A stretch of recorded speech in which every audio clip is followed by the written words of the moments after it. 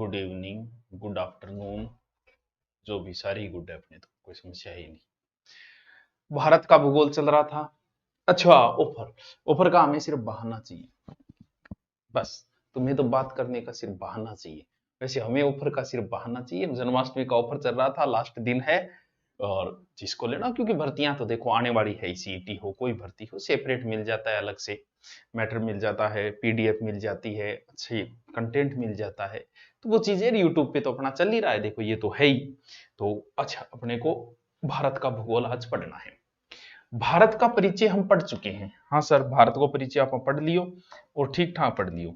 और सब बड़ी बात यह है बच्चों, एक प्रश्न पूछा मैंने कि सर्वाधिक तट रेखा बनाने वाले, भारत का सर्वाधिक तट रेखा कौन बनाता है? 54% लोगों ने उसका उत्तर गलत दिया। पढ़ लो भैया, पढ़ाई का कोई शॉर्टकट नहीं है, पढ़ाई का शॉर्टकट पढ़ना ही है।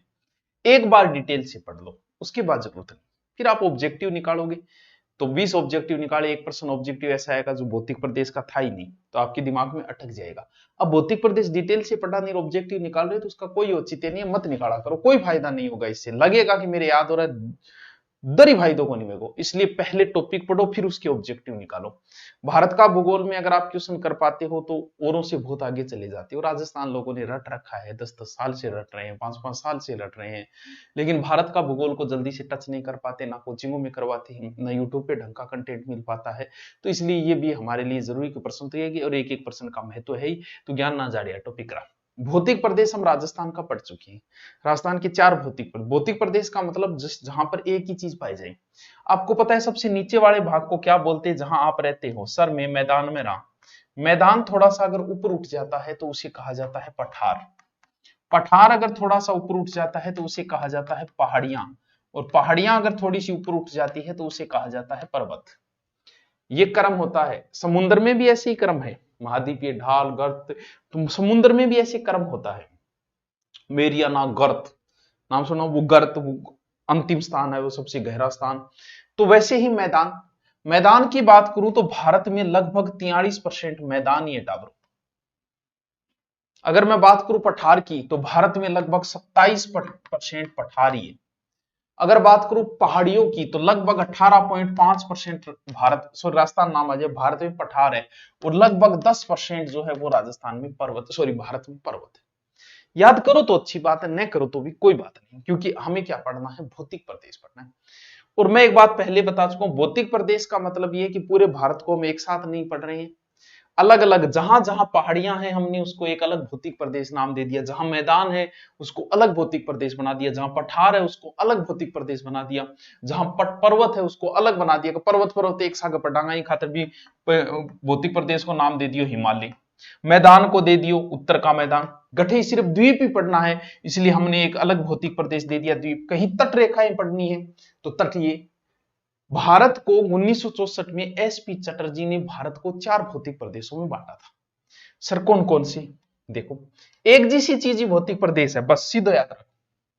जैसे यहां पर हिमालय है, उन्होंने कहा एक भौतिक प्रदेश, ठीक है, ये लो जी पहला भौतिक प्रदेश, सबसे बड़ा यही है, टप भी यही है।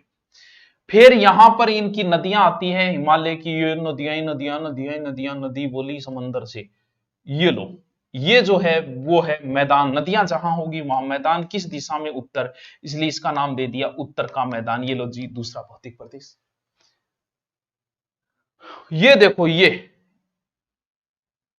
पठार है, तो हमने इसका अलग से नाम दे दिया प्रायद्वीपीय पठार। प्रायद्वीप का अर्थ होता है द्वीपीय, पठार द्वीप उसे बोलते हैं जिसके चारों ओर जल हो, और जिसके 3 ओर जल हो उसे हम प्रायद्वीप बोलते हैं। इसके 3 साइड में जल है, इसलिए हमने इसका नाम क्या दे दिया? प्रायद्वीपीय। फिर हमने क्या दिया? चौथा इनको अलग से पढ़ने लग गए, अंडमान निकोबार और लक्षद्वीप। तो ये चौथा भौतिक प्रदेश हमने क्या मान दिया? तटीय समूह या द्वीपीय। चौथा भौतिक प्रदेश द्वीपीय, यानी द्वीप को हम अलग से पढ़ने लगे। राजस्थान को भी 4 भौतिक प्रदेश में है, भारत को भी 4 भौतिक प्रदेश में, लेकिन पढ़ने की दृष्टि से सुविधा हो जाए, हमने 6 बांट दिए भारत के। सर 6 थे, एक और कौन सा? चलो और बांटने की कोशिश करते हैं, और कौन कौन सा बन सकता है? और हमने 5वां ये बांट दिया कि हम ये जो तट है, इन तट को हम अलग से पढ़ेंगे क्योंकि ये तो प्रायद्वीप पठार है, और तट को हम अलग से पढ़ेंगे, इसलिए इनको हमने क्या दे दिया, तटीय क्षेत्र दे दिया। द्वीपीय क्षेत्र अलग से हो गया, और ये हो गया पांचवा तटीय क्षेत्र। और यहां पर जो मरुस्थल है, ये इस मरुस्थल को और अलग हम पढ़ने लगे, ये छठा भौतिक प्रदेश। वैसे भारत को 4 भौतिक प्रदेश है, लेकिन पढ़ने की दृष्टि से आसान हो जाए 6। बताओ क्यों नहीं याद होंगे 6 के 6? हरा गुरुजी न्याल करती है यार, मास्टर यार तू तो वास्तविक जोरगो है। हिमालय दिमाग में रखो, फिर उत्तर का मैदान, फिर नीचे आओ प्रायद्वीपीय, फिर आओ तटीय। आईडी है कि 1 मिनट होल्ड रखो। 88 53 19। हाँ, मैदान, द्वीप, मरुस्थल। और अब हम एक एक उठाएंगे और एक एक थार मुंह पर मारूंगा फेंक फेंक के। अब पढ़ा तो सौ पहले पोता पापड़ा सोरो सो गो पढ़ा 2 रुपये पढ़ूंगा भाई। पढ़नो तो सही पढ़ेगा, लेकिन पहली पोती हैवी डोज आपको नहीं दी जाएगी। ये क्षेत्र पढ़ेगी, हिमालय थोड़ा टफ है, बाद में पढ़ेगी ये क्षेत्र, और इसका नाम है उत्तर का विशाल मैदान। उत्तर का विशाल मैदान पहला भौतिक प्रदेश हम पढ़ेंगे, उत्तर का विशाल मैदान। मेरे सागे सागे पढ़ता रहियो थे डाबरो, इन्हें भी ना चला जाइयो, दिमाग सिर्फ यही रहना चाहिए। हिमालय क्षेत्र में नदियां आती है। अब नदी कहीं उतरेगी, कोई चीन साइड की ओर उतर गई, कोई पाकिस्तान साइड की उतर गई जैसे सिंधु, और लगभग नदियां इधर ढलान है तो भारत की ओर उतर गई। जैसे गंगा नदी है, मेन तो गंगा ही है, और गंगा और उसकी सहायक नदियां, यानी ये जो नदियां नीचे आई उसी से मैदान बन गया। सर कौन कौन सी नदियां होगी? सिंधु, फिर गंगा, और इधर से एक नदी और भी आती है जिसका नाम है ब्रह्मपुत्र। यानी ये जो मैदान है सिंधु गंगा ब्रह्मपुत्र द्वारा बनाया गया मैदान है। नदियां पहाड़ों को काटते हुए मिट्टी वगैरह लेके आई और यहां लाके बिछा दी और उससे एक मैदान बन गया, लगभग 7 लाख वर्ग किलोमीटर में है। राजस्थान भारत का परिचय जो करवाया था उसकी पीडीएफ आज डालेंगे, जैसे टॉपिक कंप्लीट होगा तब डालेंगे। आप कहोगे कि सर जितना आप कराओ उतनी डाल दो, तो मुझे उससे भी कोई प्रॉब्लम नहीं है। साथ साथ में जो लिख रहे हैं उनके लिए बहुत अच्छी बात है कि नोट्स होने बहुत जरूरी है, वो आज डाल दिया जाएगा। और एक नई सूचना ये है कि व्हाट्सएप लिंक दिया गया है, टेलीग्राम में भी दिया गया है, उससे आप व्हाट्सएप पे आ जाइए, ताकि के बेरो काल ने टेलीग्राम की चर्चा चल रही है। इसका विस्तार जो है वो पाकिस्तान की सिंधु नदी से लेकर बांग्लादेश तक है, यहां तक विस्तार है। पूर्व से पश्चिम लंबाई आपको नहीं रटनी है, लगभग 3200 किलोमीटर है, और इसकी चौड़ाई जो है 150 से 300 है, कहीं कम हो गई कहीं ज्यादा होगी, ये भी नहीं रटना है, नहीं पूछा जाएगा। लेकिन ये जो मैदान है मैं इसको अलग से ऐसे बना लेता हूं, और यहां से नदियां आ रही है, ये नदियां आ रही है हिमालय की। इस मैदान में कुछ छोटे छोटे भाग है जहां से कई बार प्रश्न पूछ लेता है। 2 शब्द आपने हमेशा सुने होंगे, एक भाभर और एक तराई। भाभर तराई, तराई तो सुने ही होगे, तराई कर तराई बा मकाना ही करे बा तराई, बिंगो मतलब पानी है। देखो नीचे नीचे हिमालय का जो भाग है उसे कहा जाता है शिवालिक हिमालय, और उसके नीचे नदियां हैं। अब क्या है, इसे शिवालिक का जलोढ़ पंख भी बोल सकते हैं, क्या ना भाबर ने, पहले भाबर पढ़ रहे हैं। पहाड़ों से नदियां आ रही है, अपने साथ कंकड़ पत्थर, बड़ा बड़ा पत्थर भी लिया होगी, कचरो भी लिया होगी, सब कुछ पहाड़ों का वो नीचे लेके आएगी, ठीक है।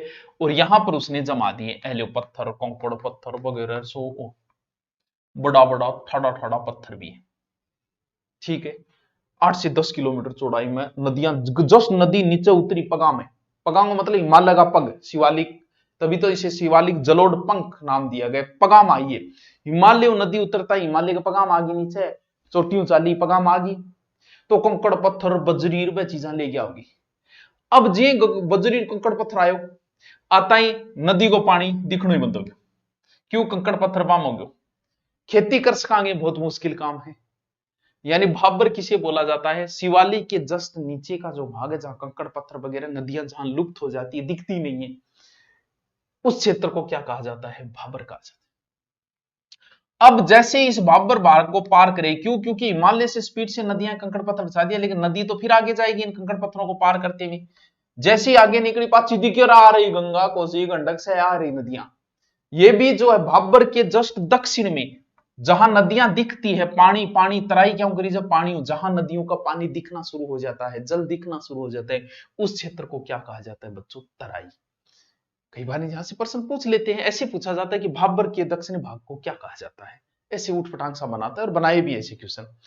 चौड़ाई वगैरह मत याद करना, 10 से 20 किलो, कोई फिक्स नहीं है इनकी। क्यों? अब जबकि वो पानी आयो है, इंगमा पानी में की माटी है, माटी में की कांप है, यानी जल है। कांप मिट्टी वह दो प्रकार की वे, एक वह खादर, एक वह बांगर। ये दोनों नाम थारा बच्चों सुनेड़ा है, लेकिन मैं दोबारा सुना दूं। खादर और बांगर की चीज है, जैसे कोई नदी है, ये नदी है, आज इस नदी का रास्ता ये है, ठीक है। यहां से जो नदी है, यहाँ का उपजाऊ क्षेत्र है, बढ़िया नाच पानी हो रही है। कुछ समय बाद नदी आ नहीं पाई या किसी और वजह से नहीं आ पाई, तो ये जो मार्ग है वो भर गया रेत से, जैसे हमारे यहाँ गंगा नदी में हो जाता है। फिर नदी ने इस क्षेत्र को तो छोड़ दिया और एक नया मार्ग अपना लिया। अब ये क्षेत्र पहले उपजाऊ था, क्यों? क्योंकि नदी आती थी यहां। अब धीरे धीरे कई सालों बाद ये क्षेत्र उपजाऊ था, अनउपजाऊ होने लग गया। और इस अनउपजाऊ भाग को क्या कहते हैं? दो शब्द है, खादर, बांगर।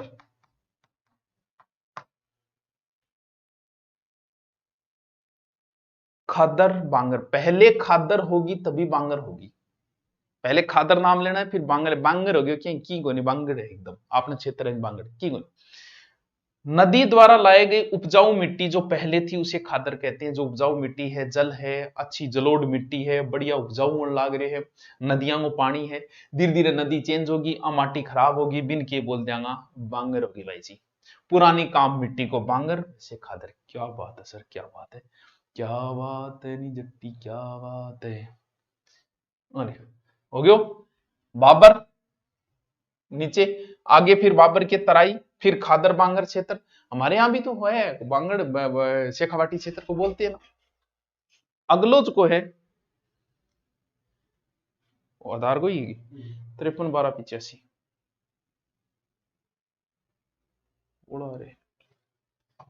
हाँ, अगलो शब्द फिर नयो शब्द आयो एक, कौन सो? रे है या कलर। ये कुछ शब्द है जिनको आप एक बार देख लोगे याद हो जाएगा।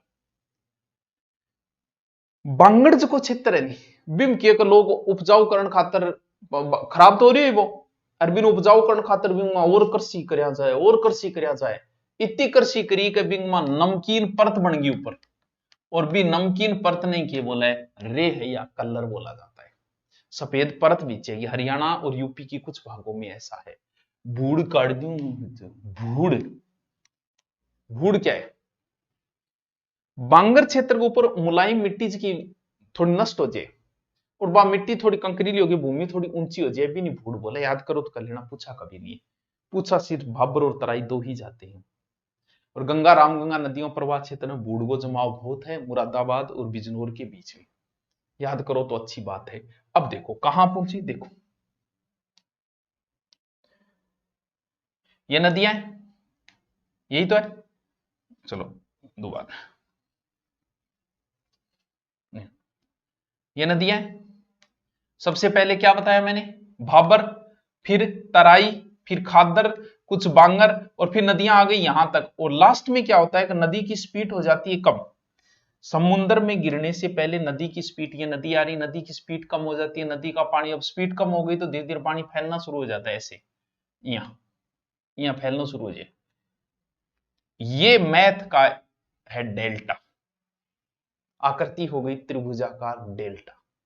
आगे जाके ये बनाता है डेल्टा, जिसे बाद में हम डिटेल से पढ़ेंगे, क्योंकि डेल्टा का प्रश्न आता है। भारत का सबसे बड़ा डेल्टा, भारत का सबसे बड़ा डेल्टा सुंदरबन डेल्टा कहां है? पश्चिम बंगाल में। सुंदरी वृक्ष की वजह से इसका नाम है सुंदरबन डेल्टा। 430 किलोमीटर लंबाई में है, जो समुद्र में गिरने से पहले नदियां बनाती है। ये तो मैंने आपको बताई छोटी छोटी मगर मोटी मोटी बातें। ठीक है सर, एक मिनट है। क्यों योग? अब 3 मिनट पहले ऐड 53 12 85 बाद को नहीं ऐड लास्ट वही ऐड बेरो कौन नंबर भेजी नंबर दिखाओ को नहीं आधार में अट्ठे कौन नंबर बैठेगा पड़ेगा करो। हाँ अब शुरू करते हैं। ये जो मैदान है, सॉरी आपको डिस्टर्ब किया, आगे नहीं हो रहा, ये मास्टर के बड़ा काम रहे, काम तो देखो जीवते जी रही घटा। अब मैदान को कुछ भाग है, उप विभाजन हम कह सकते हैं। इस मैदान में इधर वाला क्षेत्र जो है उसे हम पंजाब हरियाणा का मैदान कह देते हैं। पंजाब और हरियाणा का पूरा अलग निकाला है, उत्तर का विशाल मैदान मैंने, ठीक है सर। उससे थोड़ा आगे चलेंगे तो मुख्य गंगा नदी का क्षेत्र आ जाता है, जिसे हम गंगा का मैदान कहते हैं, यानी उत्तर के मैदान के भाग है ये। फिर आ जाता है कौन सा, गंगा का मैदान, ठीक है सर। फिर आगे चलते हैं इधर, तो इधर आ जाता है फिर ब्रह्मपुत्र का मैदान। उत्तर के विशाल के मैदान के 3 भाग है, बिल्कुल आपको दिख भी रहे नक्शे में भी, आप पहचान जाओगे कि हाँ सर ऐसा ही है। पहले कौन सा बताया मैंने, पहले ये बताया है कौन सा, पंजाब हरियाणा का मैदान। सतलज और यमुना विभाजन है, ये पंजाब हरियाणा और दिल्ली के क्षेत्र के अंदर है, लगभग 1.75 लाख वर्ग किलोमीटर के अंदर है। कुछ भाग राजस्थान में भी आ जाता है, लास्ट इधर अरावली तक हो जाता है, इधर लास्ट यमुना नदी तक हो जाता है, उसके बीच का क्षेत्र है। एक शब्द है बिस्ट दोआब, बिस्ट, उसको हम नदियों में अलग से पढ़ेंगे, जैसे व्यास और सतलज, इस क्षेत्र के बीच को बिस्ट दोआब बोलते हैं। जो फर्स्ट एड से तैयारी कर रहा है, आरएस की कर रहा है, वो जरूर इनको रट ले, बाकी जो तरीब।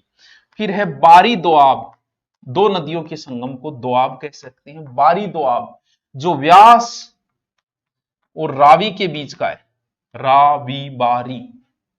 फिर है रचना दोआब, दोबारा हम इनको फिर देखेंगे नदियों के अंदर, रचना दोआब जो रावी और चिनाव के बीच में है, रावी प्लस चिनाव, इनका अलग अलग सूत्र भी बनाते हैं बच्चे। चाज दोआब, चा मतलब चिनाव आ गया इंगमा, यानी कुछ किसके नदी के बीच में है, चिनाब व झेलम नदी के बीच है, जय झेलम जय झेलम। रचना दोआब यानी रावी जय चिनाव के बीच में। बारी दोआब, बारी बे व्यास रे रावी, नाम से दिख रहा है सब, व्यास व्यास सतलज से सतलज और बे बिष्ट, यानी सतलज व्यास और सतलज के बीच का कौन सा दोआब है, बिष्ट दोआब के लिख दियो मैं, हाँ बिष्ट दोआब, व्यास और सतलज नाम में ही दिख रहा है। हालो सिंध सागर दोआब झेलम और चिनावी, ये हो गया ये। फिर आता है गंगा का मैदान। अब देखो आप मैप में,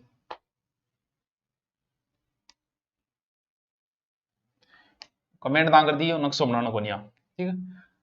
ओ पंजाब हरियाणा, फिर गंगा नदी आ गई, जिसमें मुख्य रूप से यूपी आएगा, और कौन सा क्षेत्र आएगा, बिहार आएगा, थोड़ा सा इधर वाला बंगाल वाला क्षेत्र आएगा। गंगा नदी यही है बंगाल वाला, लगभग 3.57 लाख वर्ग किलोमीटर में।